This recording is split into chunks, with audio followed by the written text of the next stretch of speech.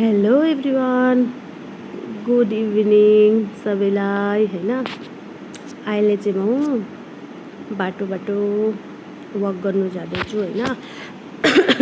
बाटो हिँड्नु जाँदाखेरि दोकान पनि जान्छु भनेर जाँदैछु गाइस। दोकान चाहिँ यहाँबाट अलिक टाढै छ होइन, दुधहरू किन्नुलाई अलिकति परै छ। त म बाटो हेर्दै जाँदै थिएँ, क्यामेरा मिलाउँदै हेर्दै जाँदै थिएँ क्या बाटो। मजाले आज फेरि चिसो मौसम थियो होइन, एक्लै अल्छी लाग्दै थियो। त्यही भनेर आफ्नै अनुहार हेरी मुख बिगार्दै हिँड्दै थिएँ नि त।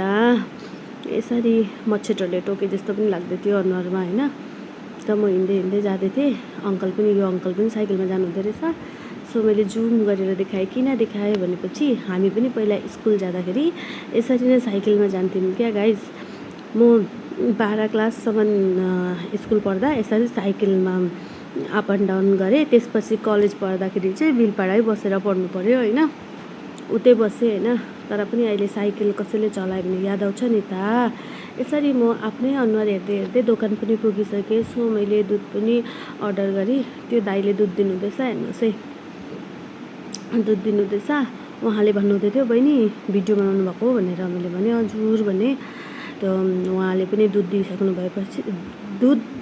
भयो। त्यसपछि म निस्केर तपाईँहरूलाई देखाउँदैछु 2 प्याकेट दुध किने भनेर। टोटोवालाले सोध्नुभयो मलाई कहाँ जानु ने भनेर।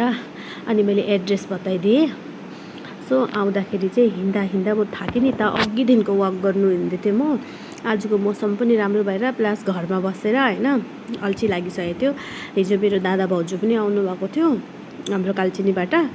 उहाँहरूसँग टाइम बित्यो। आज चाहिँ फेरि अल्छी लाग्यो। हेर्नुहोस् न मेरो अनुहार। आफ्नो अनुहार आफै हेर्दै हाँस्दै थिएँ गाइज म। हेर्नुहोस् न, खाना खान्छु तर पनि आँखा पसिरहेछ।